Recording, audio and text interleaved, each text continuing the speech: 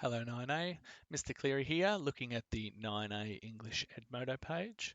Now, as I scroll down to the work we started earlier this week, um, you'll notice that I've put up some posters here.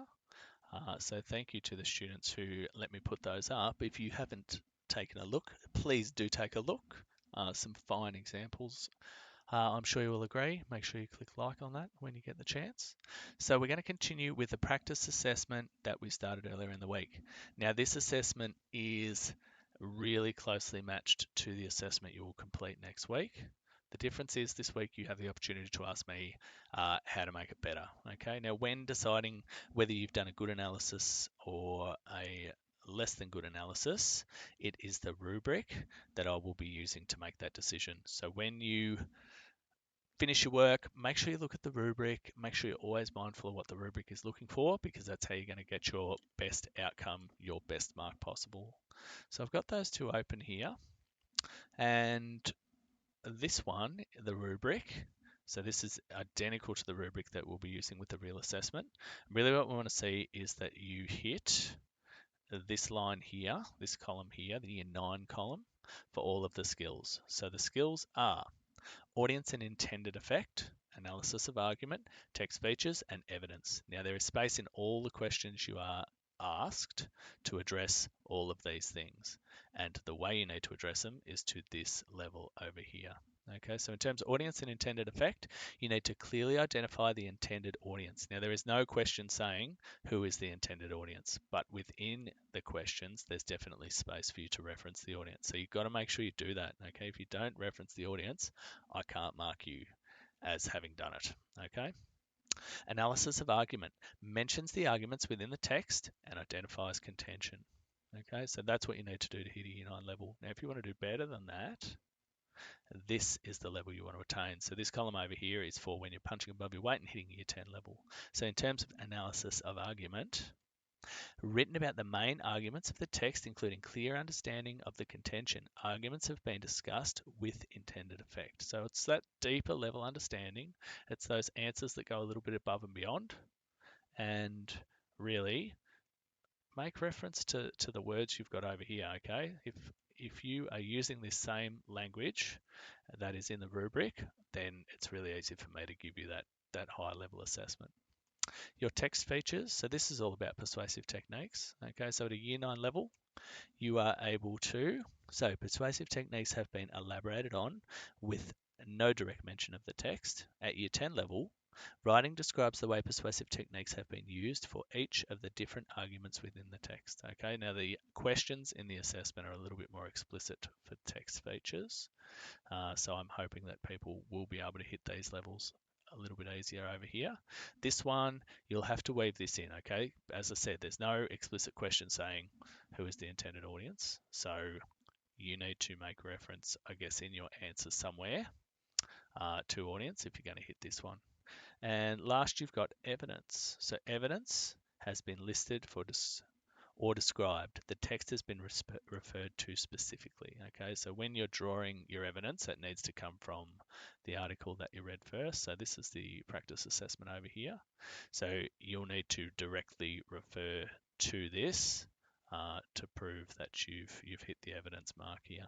So at Year 10 level, that one is evidence has been used and connected to an argument or intended impact on the audience. So another mention of audience over there.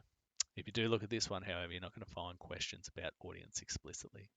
So I won't read this article again. I read that for you the other day. If you want to watch the video from Tuesday, feel free to have a look. But I might go through a few questions here. What is the source, author, publication, and date of this newspaper article? You can't find all those facts here, but you can find at least some of them. I won't worry about that one though. That one's pretty easy. What is the contention of the article? So this is what the author is arguing for. Now, generally speaking, that should be stated pretty early on. So, solar power is a great idea. I can see why people are keen to make it work. Look how much sun we get in Australia. They shout, how can it not work? But there's more to solar success than the sun shining. So they seem like they're pro solar power, but maybe not 100% pro solar power. So as you read through this article, you sort of discover that the author is very much interested in the costs versus the benefits of solar, and that perhaps a little bit more work needs to be done by politicians in Canberra, or fat cats as he refers to them, that maybe they need to make it a little bit more of an economically viable proposition. So in terms of your contention, those would be the sorts of things that I would be talking about. Now, the positive words and phrases used and why they are used, this is your opportunity to address that first criteria. So audience and intended effect. Okay, so here, you're really asking, well, what's the intended effect of using these positive words and who are they trying to appeal to? So I would use this exact language. The audience is, the intended effect is, and yeah, if you look at your answer and you can see that it does this or does this, then you know that you've done those questions right.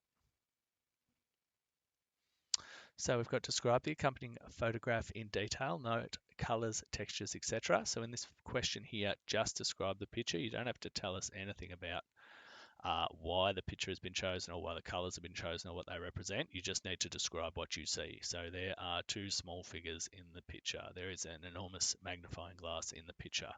The colors used are mostly blue and quite a bit of yellow, and we've got some pink and green. Okay, so just describe what you can see. You've got representations of maths, you've got representations of graphs, representations of money. You just have to identify what you can see, okay? Because before you analyze anything, you need to see what's there. So that one is just about describing the image. And then in question 7, how does the image support the author's contention? So you've spent some time on question 2, talking about the contention. So relate your answer there directly to the contention. Okay. So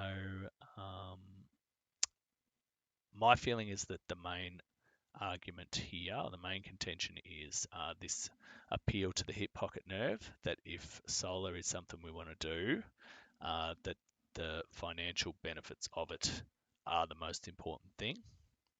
And I guess once you think about that, you can really unpack how this image does support that contention.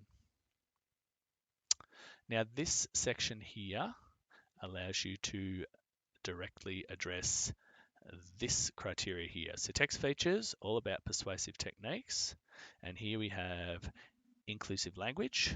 We have appeals to the hip pocket nerve, which pops up a lot and is a major theme of the article.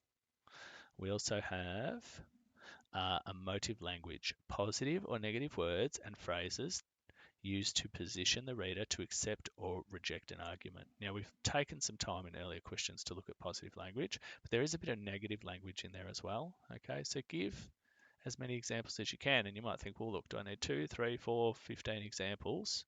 What you really want to do is look here. Okay, so you want to hit this or this. Persuasive techniques have been elaborated on with no direct mention to the text. Okay, so you can talk about what's used, but if you make no direct mention to the text, you can't push over into the Year 10 level. Just have a drink 1 second, I'm drying out. Pardon me. So writing describes the way persuasive techniques have been used for each of the different arguments within the text. Okay, so you might need to spend a little bit of time unpacking the different arguments in here, and there'll be a couple, and often with a persuasive piece,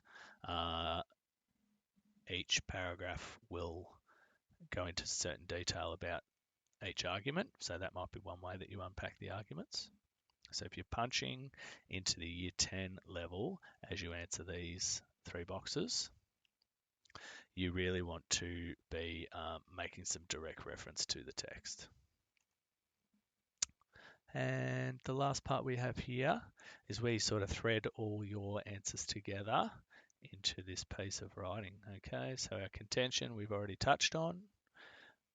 3 main reasons for the point of view. Boom, boom, boom.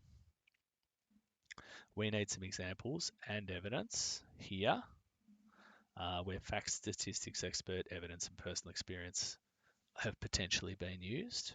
Okay, so it says here, Hewlett also presents evidence to support his point of view. Two types of evidence he includes are facts, statistics, expert evidence, and personal experience. He doesn't use all of those, but you can circle two that he does. And you need to give those example as well and explain how that helps support his overall argument.